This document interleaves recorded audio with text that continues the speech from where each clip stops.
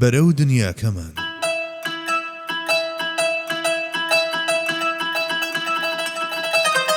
بەرجی دووەم نووسینی مامۆستا محەممەد فەتحوڵڵا گولەن.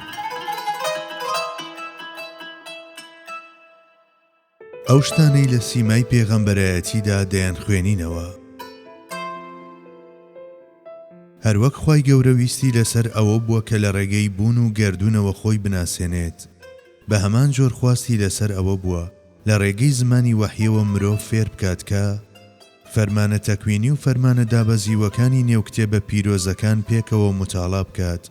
بەو شەماڵانەی کە لە ڕێگەی بیستنەوە دێنە ژوورەوە و ڕۆحدا دەپۆشن پشتگیری لەو مانایانە بکات کە لە دەرگای چاوەوە دەڕژێنە ناخەوە. چەمچی خوایەتی لەسەر ئاستی زات و ناو و سیفەتە پیرۆزەکان و بە گوێرەی دەستوری من حەیثە هووە هووە بخاتە ڕوو. بێگومان لەگەڵ ئەمانەشدا ئیرادەی پیرۆزی خوا وای خواستووە کە بەندەکانی فێری بەرپرسیارەتیەکان و چۆنیەتی بەجێهێنانی ئەم بەرپرسیارەتیانە بکات و لە ئاداب و ئوسوڵی ئەم ڕێگایی پێیدا ڕۆیشتون و دەڕۆن ئاگادار بکاتەوە و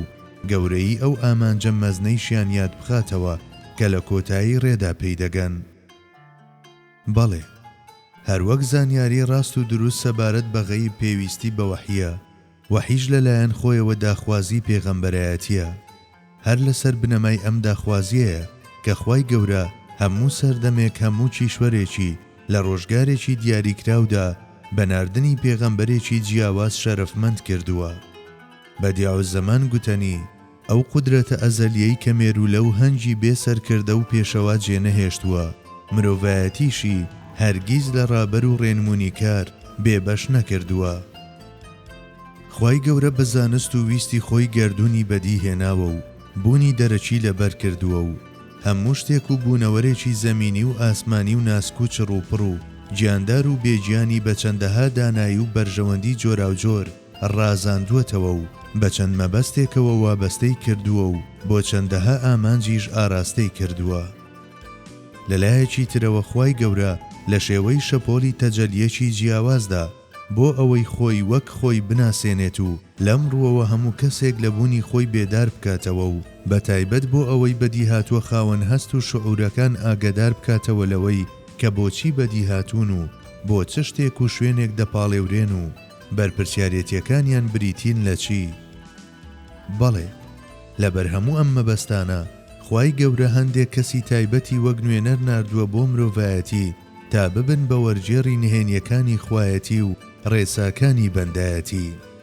هەروەک بەدیهێنەر لە ڕێگەی ڕەنگ و شێوە و نەخش و جوانی و مانا و ناوەڕۆکی بەدیهاتوەکانیەوە خۆیمان پێدەناسێنێت. بە هەمان جۆر لە ڕێگەی ئەم مرۆڤە هەڵبژاردانەوە و گفتارە نازڵبووەکانیەوە و بەڕەچاوکردنی ئاستی هەست و شعور و تێگەیشتنی ئادەمیزاد و ئەو گونجان و تایبەتیەش کە لە نێوان زات و ناو و سیفەتە پیرۆزەکانیدا هەیە،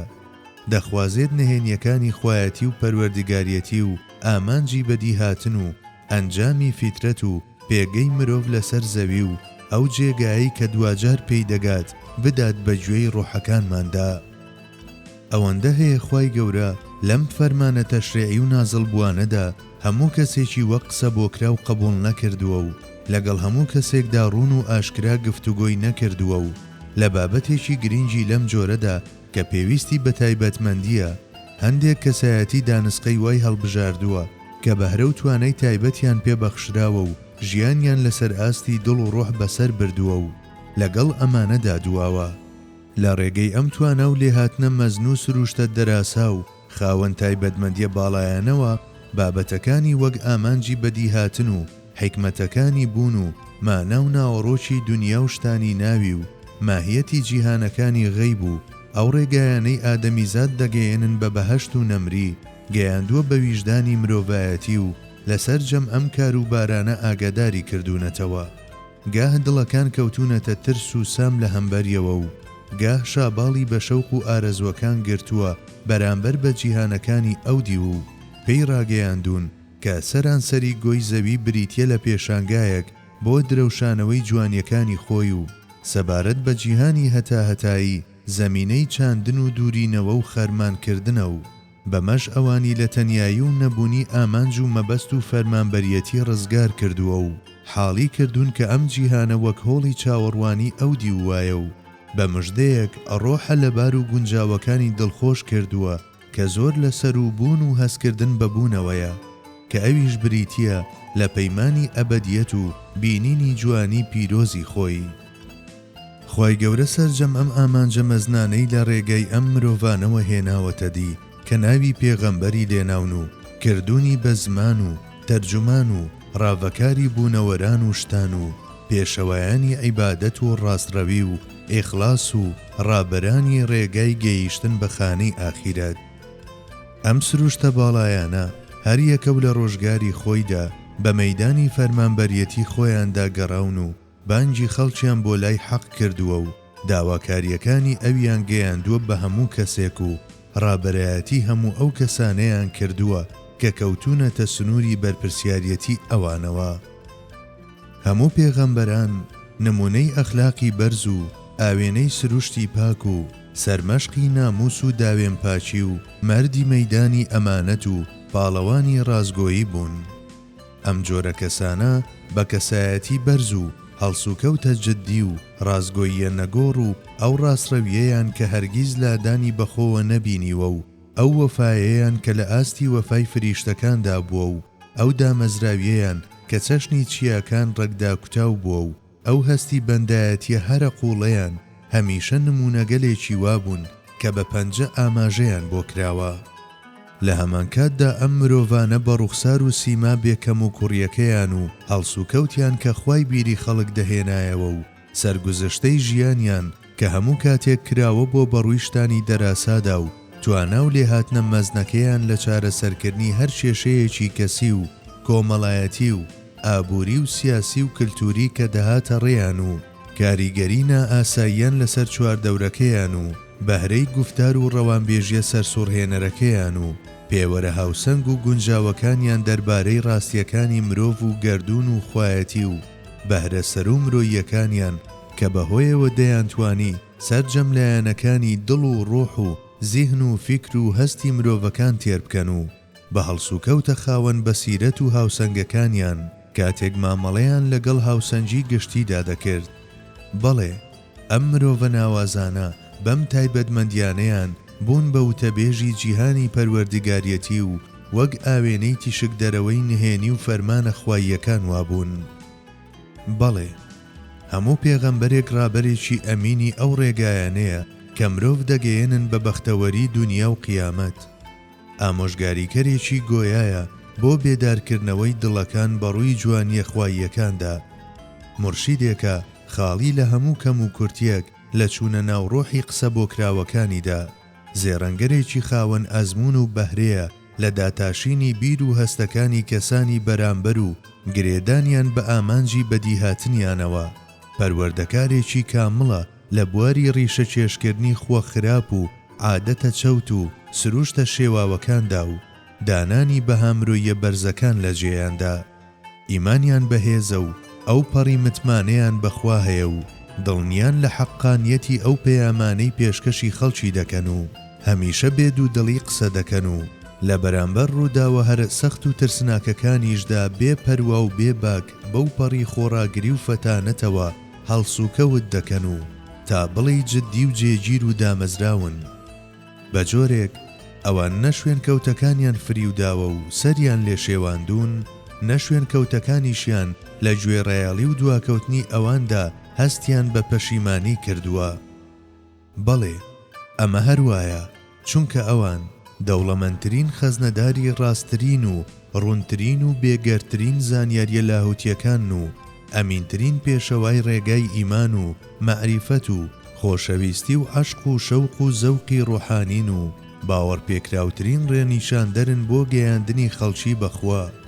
ئەو کەسانەی بەزایاڵەی ئەوان بێدار بوونەتەوە چاویان بەڕووی حەقدا کراوەتەوە و بە ئاوی کەوسەری ئەوان ئەو زمانانە هاتوونە گۆ کە بە وتنی مەعریفەت پشکوتون و ئەوانش کە بە دوای ڕەزامەندی خوای گەورەدا گەڕاون لە کەشوهەوای ئەواندا مرازی دڵیان دیوەتەوە و ئەوانش کە مەراقی نهێنیەکانی کتێبی گەردوونیان کردووە بە یارمەتی ئەو دەستورانەی ئەوان پێشکەشیان کردووە توانیویانە ئەم کتێبە پڕ لە ڕاز و نیازە بەڕاستی بخوێننەوە. پێغەمبەران مامۆستای هەموو پێشکەوتنە مادی و معنەویەکان و پێشڕەوانی ڕێگەی کەماڵاتی عەقلی و ڕۆحین و ئەندازیار و پێکێنەری سەرجەم یاسا و ڕێسا دینی و دونیاییەکانن. تەنها لە سایەی ئەواندا مرۆڤایەتی لە ئاستی ژیانی بایۆلۆجی سادەوە بەرز بووەتەوە بۆ ئەو ئەحسەن التەقویمەی کە ناونیشانێکی دیکەی مرۆڤی ڕاستەقینەیە. بە یارمەتی ئەوان خۆی دۆزیوەتەوە و لە پێگەی خۆی لە نێو بوونەوەراندا تێگەیشتووە و بەهۆی ڕابەرایەتی ئەوانیشەوە تامی ئەو ژیانە فراوانەی ئەولیا و ئەسفیا و پیاوچاکان و نزیکراوەکانی کردووە و تەنها بەهۆی فێرکردن و ڕێنمونیکردن و ڕووناکیەکانی ئەوانەوە بووە کە ڕووی ڕاستەقینەی دنیای بینیوە و وەکو تاقیگەیەک و دەرمانخانەیەک و کۆشتێکی نایاب و پێشانگایەکی سەرسوڕهێنەر هەڵی سەنگاندووە و سوودی لێبینیوە. بەڵێ، هەروەک بەدیعە زەمان ئاماژەی بۆ دەکات، کاتێک خوای گەورە فەرمانی شوێنکەوتنی پێغەمبەران بۆ مرۆڤەکان دەردەکات، لەپاڵ ئەوەدا کە شەرەفمەندیان دەکات بەناسینی قوڵی مەعنەوی ئەوان و سوودوەرگرتن لە سەرچاوەی بێگەرد و بەخوڕی ئەوان، بە هەمان جۆر لە موعجیزەکانیشدا کە وەک نیشانە و ئاماژەی پێغەمبەران وان ڕێگاکانی پێشکەوتنی مادی پیشانی مرۆڤایەتی دەدات و بەلایەنی کەمەوە هەندێک تیشتی خستووەتە سەر ئەم بابەتانە و سیستمی وەرگرتنی ڕۆحە هەستیار و چاوتیژەکانی بزواندووە و لە خەیاڵیاندا دەرگای لەسەر پێشکەوتنە تەکنەلۆجیەکان واڵا کردووە و لە ناویاندا زەمینەی بۆ زریانی فیکری ئامادە کردووە. بەڵێ، هەموو موعجیزەیەک ئاماژەیەک و ڕوونکردنەوەیەک و بیرخستنەوەیەک و یادهێنانەوەیەکە لەسەر فەرمانە تەکوینیەکان و بانکێشتێکە بۆ لێکۆڵینەوە لە تایبەتمەندیە جۆرا و جۆرەکانی ئەم مرۆڤە ناوازانە و سوودوەرگرتن لێیان، وەکو کەشتیە موعجیزە ئاساکەی حەزرەتی نوح کە لە دارتاشخانەی پێغەمبەریەتیدا دروستی کرد، کراسەکەی حەزرەتی ئیبراهیم کە لە کارگەی حەسبی ئەڵڵا چنرابوو کە مادەی ئامیەنتمان بیر دەخاتەوە و بەگرە لەو زیاتریش بەرگەی پلە بەرزەکانی گەرمای دەگرت، سەعاتەکەی حەزرەتی یوسف کە ماهیەتەکەی نادیارە و خوای گەورە بە لوتفی خۆی بە شێوەیەکی موعجیزە ئاسا پێشکەشی کرد کاتێک بە دوای خشتەی کاتەکاندا دەگەڕا و تا ڕادەی ناچاری پێویستی پێی بوو، عەسا دەراساکەی حەزرەتی موسا کە لە پەمپ و ترومپا و بیرە مۆدێرنەکانی دەرهێنانی ئاو دەچێت، موعجیزەی نەرمکردنی ئاسن و تواننەوەی لە قاڵبی تردا و پاشان پێدانی شکل و شێوەی جیاواز پێی لە لای حەزرەتی داود کە پیشەسازی ئاسنمان یاد دەخاتەوە، گواستنەوەی عەرشی بەلقیس بە شکل و وێنە و دەنگ لەلایەن حەزرەتی سلێمانەوە کە تەلەڤیزیۆن و ئینتەرنێت و شتانی لەمانەش پێشکەوتوتر بیری خەیاڵەکان دەخاتەوە. هەروەها گەشتە سەرسوڕهێنەرەکانی ئەم پێغەمبەرە مەزنە کە ماوەی 2 مانگەڕەی لە ڕۆژێکدا بڕی، ئەمەش تەکنەلۆجیای فڕۆکەی ئەم سەردەمەمان دەهێنێتەوە یاد. هەروەها ڕووداوی ڕامکردنی جنۆکە و عیفریت و شەیتانەکان هەر لەلایەن ئەم پێغەمبەرەوە کە نیشانەی دەستوەردانیەتی لە جیهانەکانی مێتافیزیک و دەرگا دەخاتە سەرپشت لە سەردوایین سنووری ئەو چالاکیانەی کە لەم ڕۆژگارەدا لە بواری ڕۆحەکاندا دەکرێن. هەروەها ڕووداوی مەنتیقە الحەیواناتی ئەم پێغەمبەرە بەڕێزە کە تەکنیکی فێربوونی زمانی باڵندە و مێرو لەو زیندەوەرانی تر یان کۆدی تێگەیشتن لێیان نیشان دەدات، بەگرە لەم ڕۆوەها نیشمان دەدات. موعجیزەکانی حەزرەتی عیسا دەستەیەک چارەسەری نایابی وا پێشکەش دەکەن کە زۆر لەسەر و ئاستی زانستی پزیشکی و زانستی جیناتی ئەم ڕۆژگارەوەیە، وەک گیانکردن بە بەریشتانی بێگیاندا و چاککردنەوەی کوێری و گولی زگماک و زیندووکردنەوەی مردووان، و سەدان موعجیزەی شانازی مرۆڤایەتی حەزرەتی موحەممەد کە بەقەدەر موعجیزاتی هەموو پێغەمبەران دەبێت. پێغەمبەرایەتی بریتیە لە توانە و لێهاتن و بەهرەیەکی بەرزی ڕەبانی بۆ وەرگرتنی ئەو زانستە پێویستانەی کە لای خواوە دێن و تێگەیشتن لێیان و پاشان گەیاندنیان بە کەسانی تر بێ ئەوەی هیچ شتێکی تریان تێوە بچێت کە دژی مانە و ناوەڕۆکیان بێت. کردداری ژیان و وەچەخستنەوە بە یارمەتی پاڵنانی خوایی لە ناو خەڵکانی ئاسایی و بوونەوەرانی تردا چەند گرنگ و پێویستە. فەرمانبەری و لێپرسراویەتی ئەو ڕۆحانەش کە بە پێغەمبەرایەتی سەرفراز بوون بە ڕەچاوکردنی گرنگی مشاهدە و مراقەبەکانیان و ئەو ڕاستیەی کە پێغەمبەران بە میکانیزمی ویژدان شتان دەبین و هەڵدەسەنجێنن کە بریتیە لە تێکەڵەیەک لە لوتیفەی ڕەبانی و هەست و شعوری تێگەیشتن و هەر بەمەش ڕاستی و دروستی شتان یەکلایی دەکەنەوە و چارەسەر بۆ کێشەکان دادەنێن و لە کاتی پێویستدا ئیجتیهاد دەکەن وەک بڵێ لە هەمان چوارچێوەدا بەڕێوە دەچێت. بەڵێ ئەوان وەک بەشێک لە سروشتیان هەست بەو پێیامانە دەکەن کە لە خواوە پێیان دەگات و وەک پێداویستیەکی فیترەتیشیان دەیگەێنن بەوانەی کە دەبێت پێیان بگات و هەمیشە بێ پش و بێماندوو بوون بەو جۆرە ڕەفتار دەکەن کە فەرمانیان پێکراوە.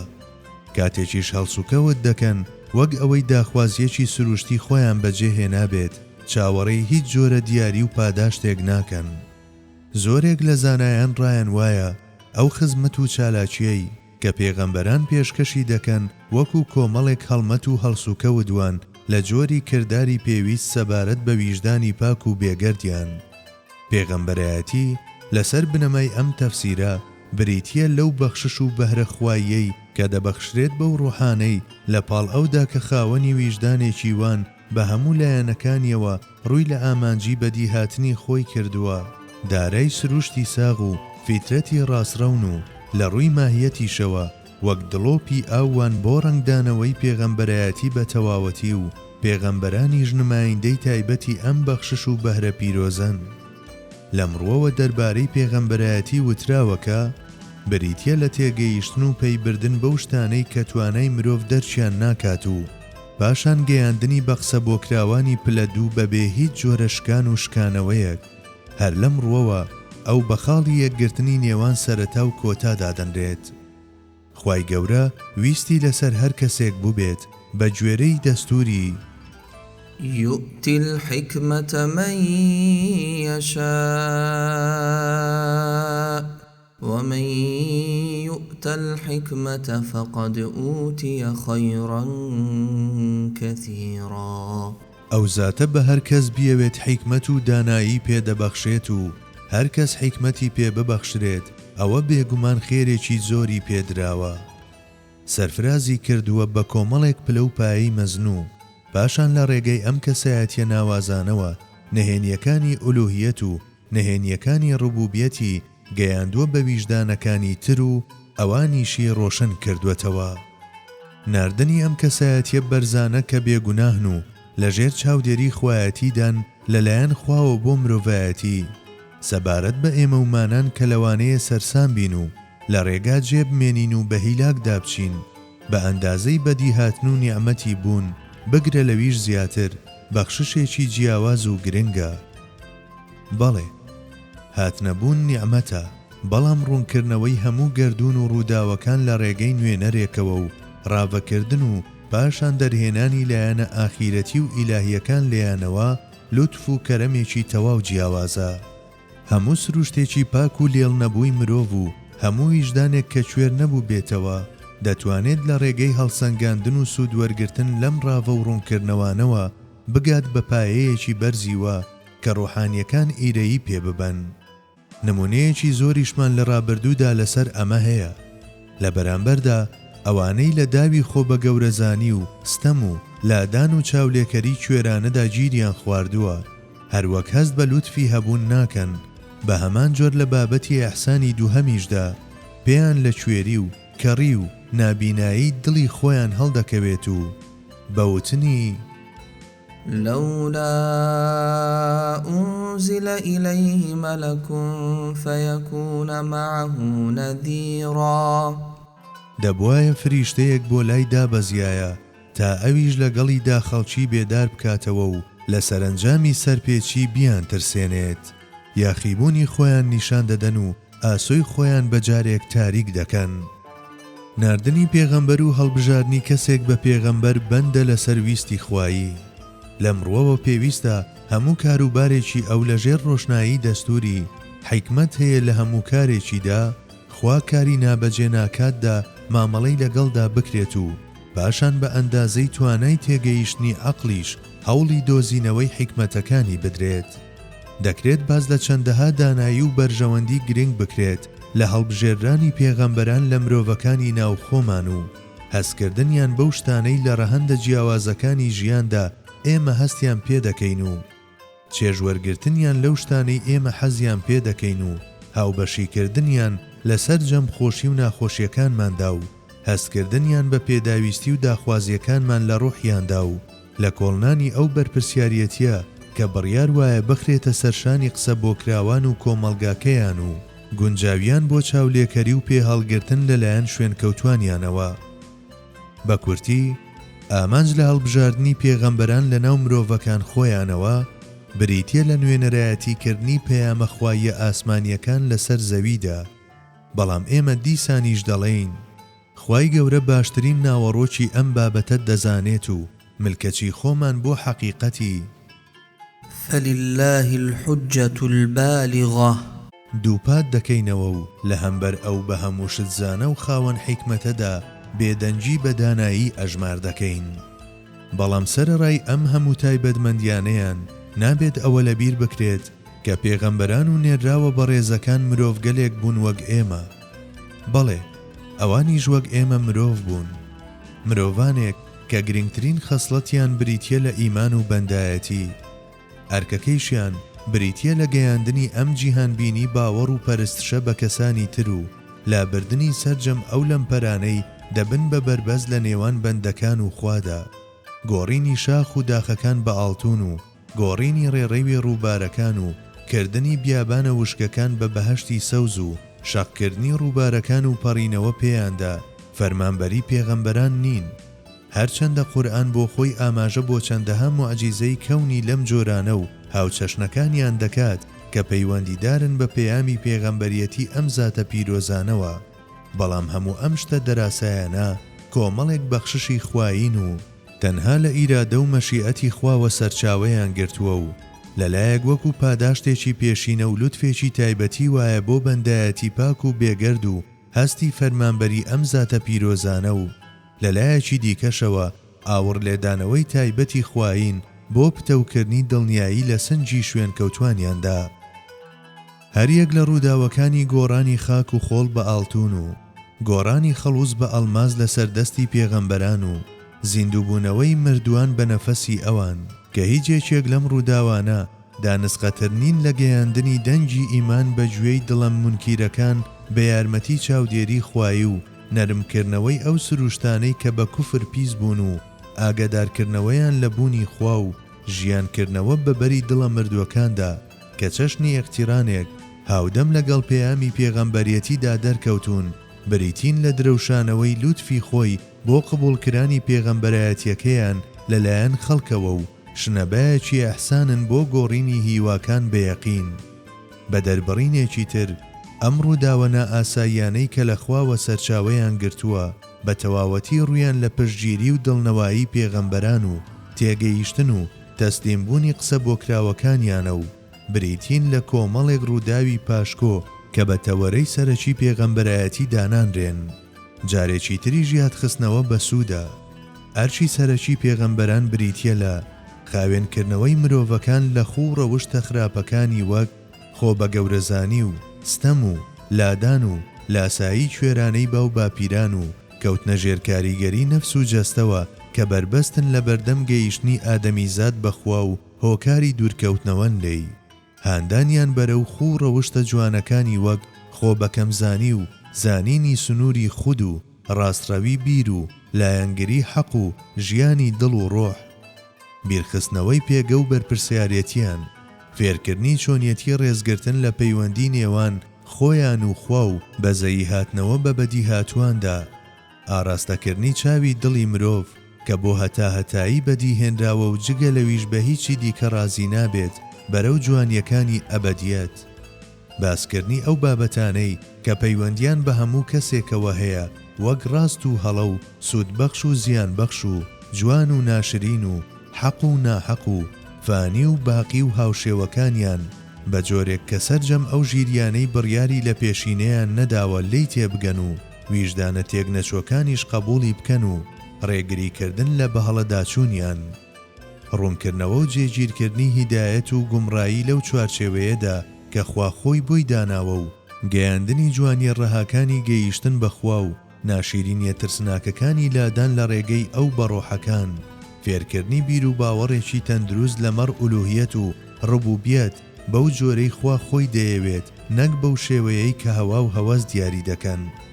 بەستنەوەی هەموو شتێک بە ڕەزامەندی خوای گەورە و نیشاندانی ئەو ڕێگایانەی دەمانگەێنن بەو ئاسۆیە و هەواڵدان لەبارەی سزادانی بێباوەڕان و پاداشکردنی باوەڕداران بە بەهەشتی هەمیشەیی. چاوەڕێکردنی شتێک لە پێغەمبەران کە دەکەوێتە دەرەوەی مەیدانی فەرمانبەریەوە هەم نەناسینی پێغەمبەرایەتیە و هەم بێڕێزیشە بەرامبەر بە پێغەمبەران. وەڵامی قورئان ڕوون و ئاشکرایە بۆ ئەو کەسانەی چاوەڕوانی و داوایەکی وایان لە پێغەمبەران هەیە کە لە سنووری فەرمانبەری ئەوان دانیە. قل لا أقول لكم عندي خزائن الله ولا أعلم الغيب ولا أقول لكم إني ملك إن أتبع إلا ما يوحى إلي. پێیان بڵێ من پێتان ناڵێم گەنجینەکانی خوا لای منە، هەروەها لە نهێنی و شاراوەکانیش هیچ نازانم و ئاگادار نیم و پێتان ناڵێم بەڕاستی من فریشتەم، بەڵکو تەنها شوێنی ئەوە دەکەوم کە بە وەحی و نیگا پێم دەگات. بەڵێ پێغەمبەران تەنها شوێن کەوتەی وەحی خوایین و بە هەموو هێزیان هەوڵ دەدەن بە باشترین شێوە گوزارشتی لێ بکەن و ڕاوە و نوێنەرایەتی بکەن. هەرچی دەزانن و دەیڵێن و دەیکەن و فەرمان بەکردنی دەکەن بریتیە لە نوێنەرایەتیکردن و گەیاندنی ئەو پەیامانەی کە خوای بە هەموو شت زانا و دانا بە شێوازێکی تایبەتی بەگوێی داداون. بە دەربڕینێکی دیکە ئەوان لە بەرامبەر پەیامە خواییەکانەوە و لەسەر حەوزی سازگار و بەخوڕی وەحیدا وەک فەرمانبەری دابەشکار و بانگەوازکاروان. ئەگەر جاروبار ڕاوە و ئیجتیهادێکیش بکەن کە لەگەڵ جێگیرەکانی وەحیدا تەبایە، هێشتا هەوڵ دەدەن هەموو شتێک لە چوارچێوە و نەخشەی زانستی ڕەهای خوادا دەرببڕن و لەسەر جەم هەڵسوکەوتەکانیاندا ڕەچاوی ویست و مەسهەریەتی خوایی بکەن. ئەوان هەمیشە لە سێبەری وەحیدا بەردەوامی بە ژیانیان دەدەن و لەسەر جەم کاروبارەکانیاندا تەنها بە دوای ڕەزامەندی خوادا وێڵن و لە هەموو حاڵێکدا بەو ڕێگایەدا دەڕۆن کە ئەو بۆی دەستنیشان کردوون و ئەنجامی جوڵە و چالاکیەکانیان حەواڵەی خوا دەکەن و بەرووبوومەکەیشی هەڵدەگرن بۆ ئەو سەری جیهانی غەیب. ئەوان و ئەو کەسانش کە لە دڵەوە وابەستەیان بوون هەرگیز دووچاری خۆشەویستی دنیا و ئارەزووی پلەپایە نابن و هەموو جوڵە و هەڵسوکەوتێکیان دەبەستن بە هەستی تەقواوە و بەسیرەتی شوێنکەوتنی وەحی بە خودی هیدایەت دەزانن و بە هەموو تواناکانی عەقڵ و ڕوح و دڵ و هەست ڕوو لەم شاڕێگا ڕووناکە دەکەن و ڕۆیشتن بەم ڕێگایەدا بە تاکە بیمەی ڕزگاربوون و ڕزگارکردن دەبین و ژیانیان لەسەر بینین و زانینێکی لەم جۆرە بنیاد دەنێن. لە بنەڕەتدا هەتا عەقڵی مرۆڤ و لۆجیک و داوەریەکەی پێغەمبەرایەتی و بەرووبوومەکانی قبول بکات و سوودی تەواوەتی لەم سەرچاوە سازگارە وەربگرێت، لەلایەک دەچێتە سەر ڕێگای گەیشتن بە ئەو پەڕی سنوورەکانی بواری خۆی، لەلایەکی دیکەشەوە ڕزگاری دەبێت لە بوون بە هۆکاری فریودانی کەسانی تر. ڕەفتارێکی لەم جۆرە پێش لە هەر شت تەسلیم بوونە بەو توانستە ڕەها و زانستە دەوراندەرەی کە بەسەر هەموو بوون و شتاندا فەرمانڕەوایە. دەتوانین بەمە بڵێین کردداری تێپەڕاندنی بەرهەمەکانی عەقڵ و لۆجیک و پرۆژە جۆرا و جۆرەکان کە لە ڕێگەی عەقڵ و لۆجیکەوە بەدەست هاتوون و ئەزمون و لێکۆڵینەوەکان لە بوارە جیاوازەکاندا بە پاڵێوگەی وەحیدا و پاڵفتەکردنی. ئەمەش لە پێناو بە ئاسمانیکردنی هەموو ئەو شتانەی کە زەمینین و ڕنگدانەوەی ڕۆحی جەوهەر تەنانەت لە شتە ڕووکەشیەکانیشدا. لە ڕاستیدا هەر خوایە کە عەقڵی بەدی هێناوە و هەر ئەویشە کە ڕێگەی فراوانبوونی بەهۆی وەحیەوە نیشان داوە. خوای گەورە بەهۆی عەقڵەوە چاوی مرۆڤەکانی کردوێتەوە و بە یارمەتی وەحیش بینینی ڕاست و بیرکردنەوەی دروستی بۆ عەقڵ دەستەبەر کردووە. لە ئەنجامیشدا مەیدانێکی فراوانتری داوەری ژیری بۆ ئەو ساز کردووە و پاشان بە گوفتارە پیرۆزەکەی کە دەوراندەوری هەموو شتێکی داوە بەڵگەی بەستەرەوەی بۆ مرۆڤەکان هێناوەتەوە. بە دەستەواژەیەکی دیکە دامەزراوەی وەحی کە دەتوانێت بەجارێک هەموو گشت لە باوەش بگرێت خوای گەورە کردوێتی بە تاقیگەیەک بۆ کۆکردنەوەی سەرجەم ڕێگاکانی عەقڵ و داوەری ژیری کە هەموو کاتێک پەشێون و لە دۆخێکی شپرزە و پچڕدا دەبینرێن و پاشان هەڵسەنگاندن و تاقیکردنەوەی بەرووبوومەکانیان لەم تاقیگەیەدا. لەسەر ئەم بنەمایە باوەڕمان وایە ئەگەر پەیڕەوی لە ڕێبازی ئەو پێغەمبەرە بەڕێزانە نەکرێت کە هەر یەکەیان ئەمینی ڕۆژگاری خۆی و دارای ئەزمون بووە و سەرجەم تایبەتمەندیەکانی ئەو ڕێی ناسیوە کە پێیدا تێپەڕ دەبێت، هەرگیز ناکرێت بە سەرکەوتووی ئەم ڕێیە ببڕێت و ئەم ژیانە ئاڵۆزە بە بێشکست بەسەر ببرێت.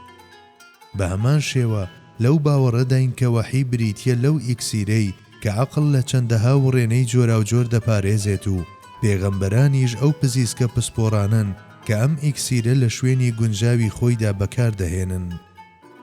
بەڵێ، ئەم مرۆڤە هەڵبژاردانە عەقڵی مرۆڤ لە چەندین خاڵی لادانی جۆراوجۆر دەپارێزن و کۆمەڵێک ڕێنیشاندەری ڕۆشنیوان کە دەرگای عەقڵ واڵا دەکەن لەسەر جۆرەها ئاسۆی بەرز و لاهوتی و سەر و جیهانی ماددا. ئەو عەقڵ و لۆجیک و داوەری ژیریانەی کە دەستیان خستوەتە ناودەستی ئەوەوە لە هەمان کاتدا بیمەی گەشتیان بە دوای سنووری تواناکانی خۆیان دەستەبەر کردووە. ئێمەی باوەڕدار بە پێغەمبەرایەتی و وەحی لە پاڵ ئەودا کە عەقڵ و لۆجیک و بەرووبوومەکانیان بەرز دەنرخێنین، باوەڕی تەواومان هەیە بەوەی هەرگیز ئەمانە ناتوانن بۆشایی وەحی پڕ بکەنەوە و لە توانایاندا نییە جێگای بانگەوازکارە کامڵ و ڕازگۆکانی ئەو بگرنەوە.